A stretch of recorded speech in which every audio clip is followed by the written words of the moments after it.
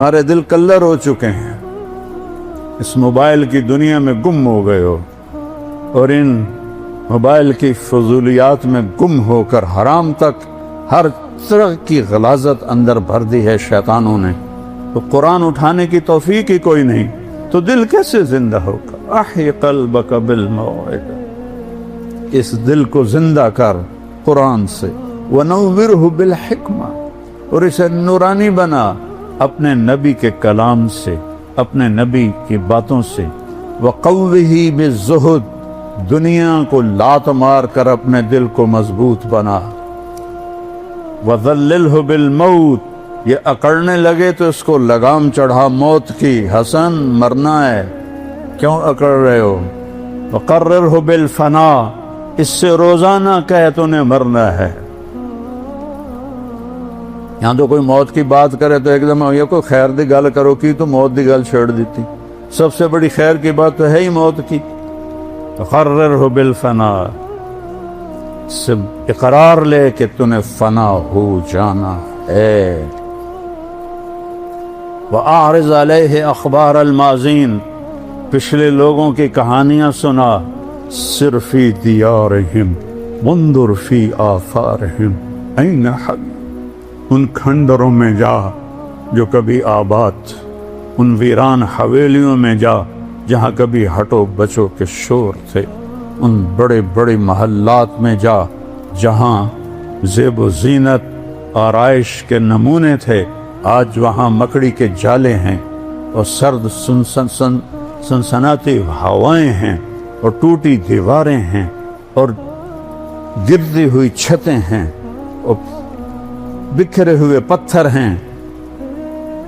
جا دیکھ، پھر ان سے سوال کر، این حلو، کہاں چلے گئے ہو؟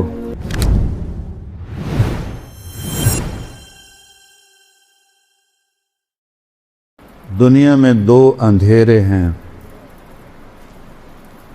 ایک رات کا اندھیرا ہے، وَآیَةٌ لَهُمُ اللَّيْلُ نَسْلَخُ مِنْهُ النَّهَارَ فَإِذَا هُمْ مُظْلِمُونَ، میری بڑی نشانیوں میں سے ہے کہ میں دن کی کھال اتار لیتا ہوں اور اندھیرا چھا جاتا ہے۔ یہ اندھیرے وہ ہیں جو آفاقی ہیں، اس کائنات کے اندر ہے۔ ایک اندھیرا ہے جو دل پہ چھاکا،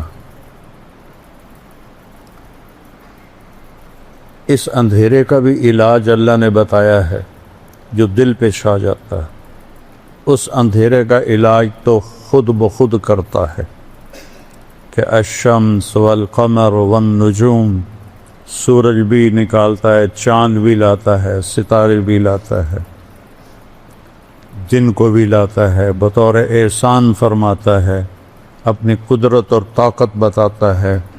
اگر میں رات کو کھڑا کر دوں، قل ارأیتم من جعل اللہ علیکم اللیل سرمدا الی یوم القیامۃ من الہ غیر اللہ یاتیکم بضیاء افلا تسمعون، میں رات کھڑا کر دوں، دن کو آنے نہ دوں، کوئی ہے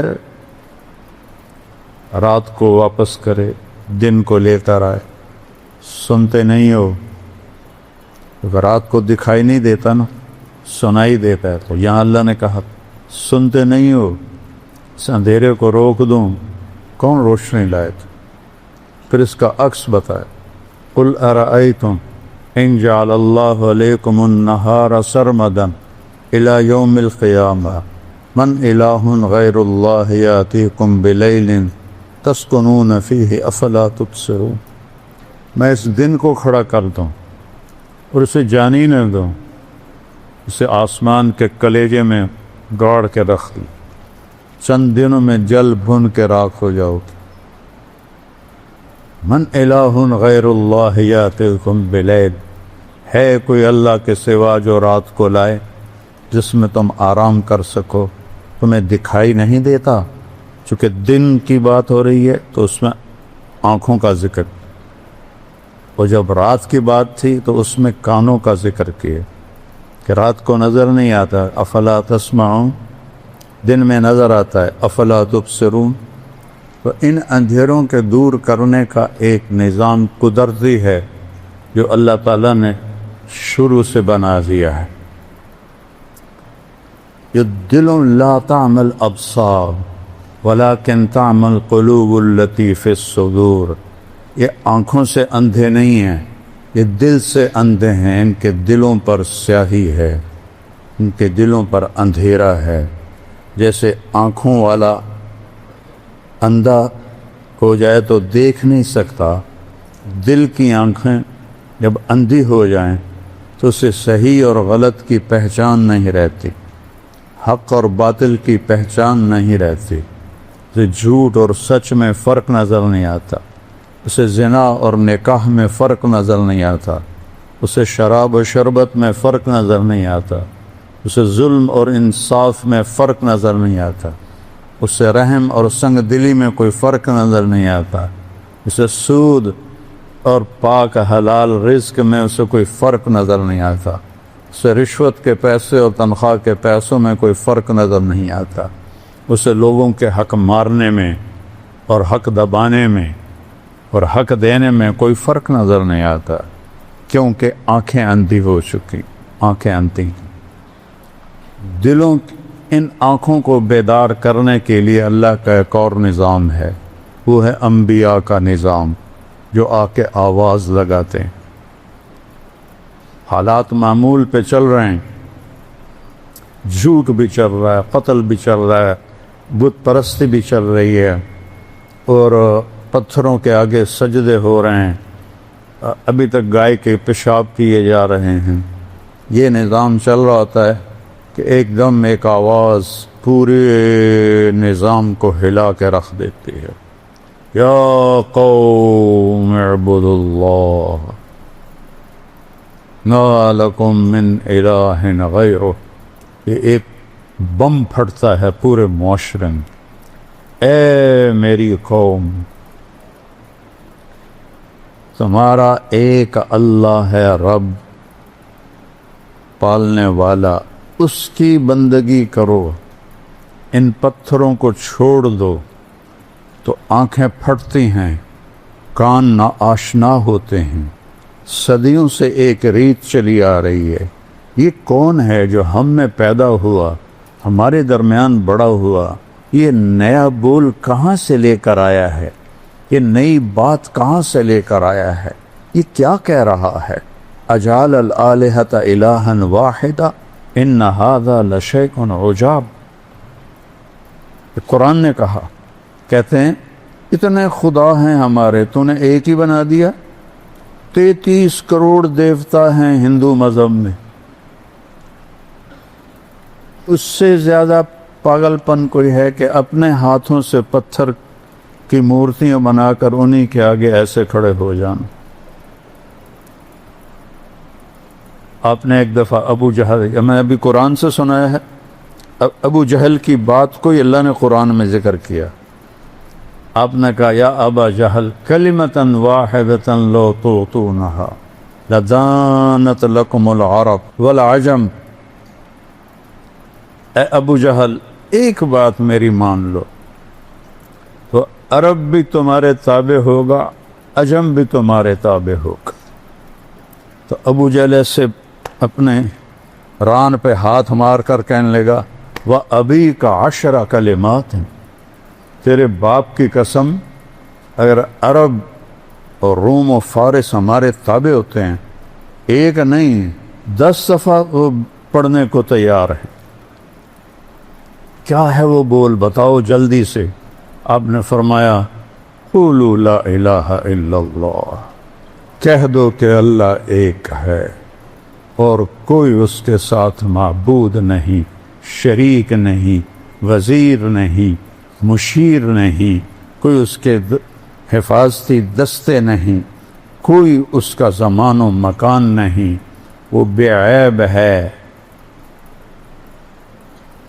شکل و صورت سے بھی پاک ہے، کھانے پینے سے پاک ہے۔ ابو جہل کہنے لگا، اجعلت الآلہۃ الہا واحدا، ان ھذا لشیء عجاب، اسی کو اللہ نے قرآن میں ذکر کی۔ اے محمد تو اتنے ہمارے خدا ہیں، ان کو تو ایک خدا بنا دیتا ہے، یہ کیسے ممکن ہے؟ اس کو اللہ نے قرآن میں ذکر کیا۔ یقولون اجعلت الآلہۃ الہا واحدا ان ھذا لشیء عجاب، یہ تو عجیب بات ہے۔ ان اندھیروں میں ایک نور کی کرن پھوٹتی ہے، ان اندھیروں میں ایک نبوت کا سورج چمکتا ہے، وہ سب کو ان کی راہوں سے ہٹانے کے لیے دعوت دیتا ہے۔ میرے نبی کی مثال سب سے خوبصورت ہے۔ آپ کو جب اللہ نے حکم دیا قم فانذر، کھڑے ہو جاؤ میرے محبوب، یا ایھا المدثر، قرآن میں دو لفظ ہیں، یا ایھا المزمل، یا ایھا المدثر، دونوں کا مطلب ہے چادر لپیٹ کے سویا ہوا۔ رات کو سویا ہوا ہو تو مزمل عربی میں آتا ہے، دن میں سویا ہوا ہو تو مدثر آتا ہے۔ جب تہجد کے لیے اٹھایا تو کہا یا ایھا المزمل، یا چادر میں لپٹے ہوئے رات کے وقت میں اٹھ مجھ سے باتیں کر۔ جب دعوت کے لیے اٹھایا تو آپ دن میں لیٹے ہوئے ہیں تو کہا یا ایھا المدثر، اے چادر میں لپٹے ہوئے قم، کھڑا ہو جا، فانذر، بتا لوگوں کو کہ کیا ہونے والا ہے، وربک فکبر، بتا سب سے بڑا اللہ رب ہے۔ یہ قرآن کی واحد آیت ہے، اس کو ادھر سے ادھر تک پڑھو، وربک فکبر، اس کو الٹا پڑھو تو بھی بنتا ہے وربک فکبر، رائٹ سائڈ سے پڑھو ربک فکبر، لیفٹ سے را سے شروع کرو تو ربک فکبر۔ یہ قرآن میں ایک ہی آیت ہے جو اس میں پیغام کی عظمت کو بتاتی ہے کہ یہ اتنا بڑا پیغام ہے کہ سب سے بڑا رب اللہ ہے۔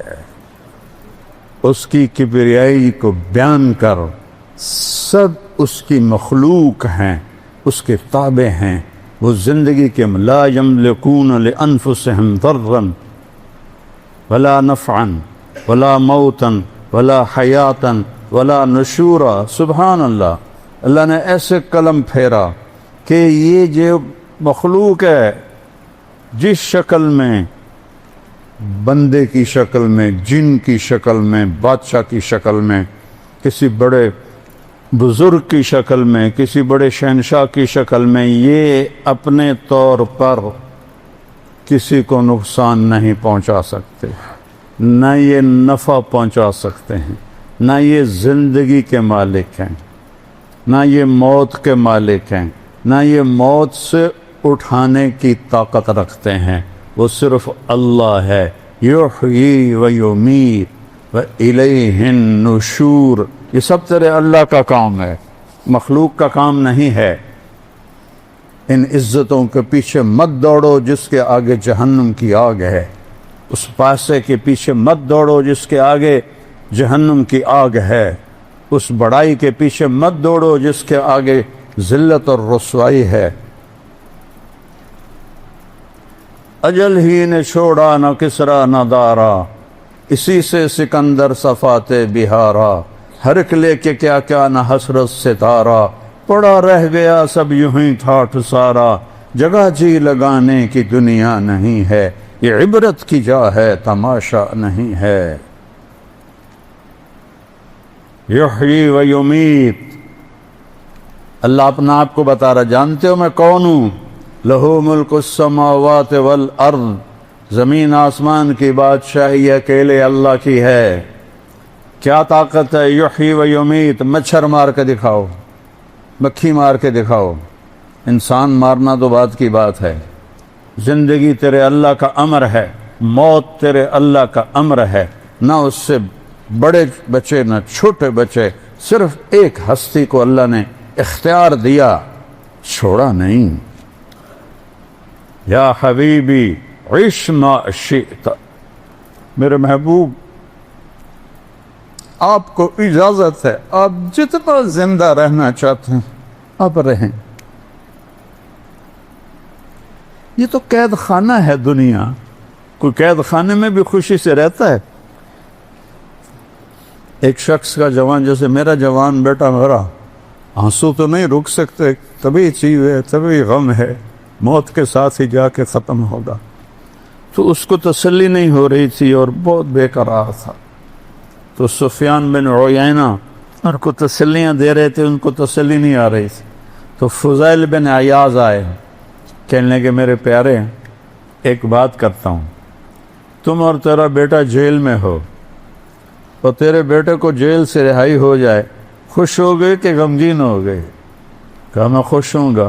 کہ دنیا تو قید خانہ ہے، تیرا بیٹا جیل سے رہا ہو گیا، موجوں میں چلا گیا، ایک دم اس کے آنسو رک گئے.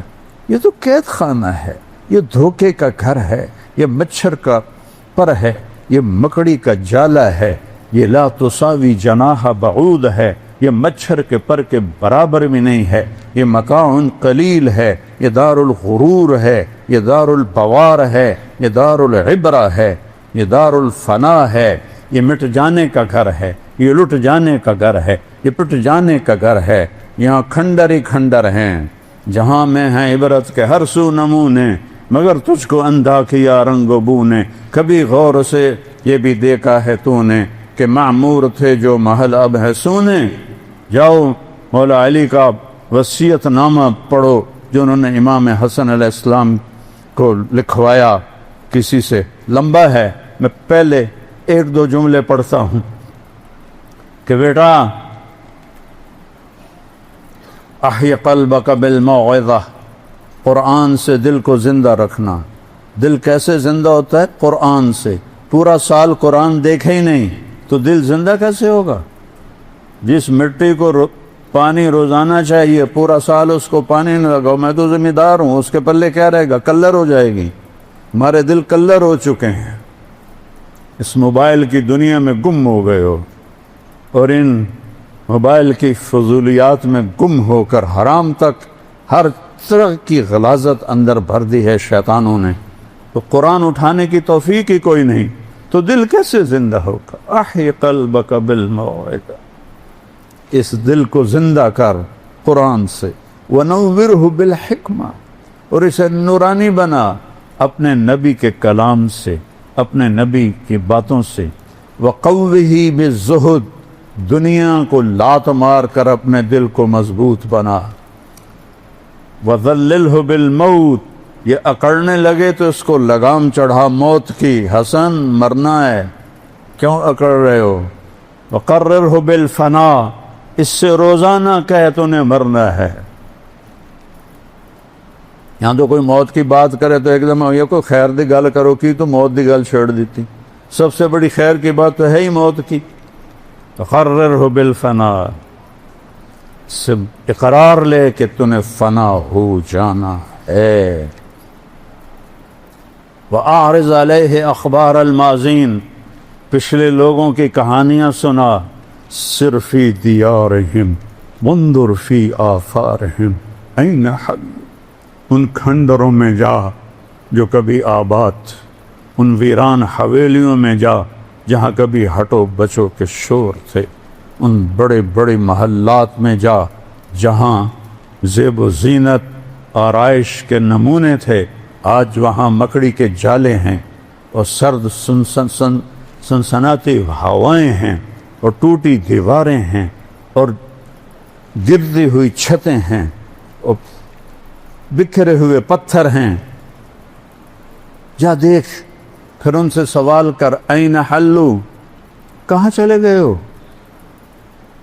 کہاں گئے ہو؟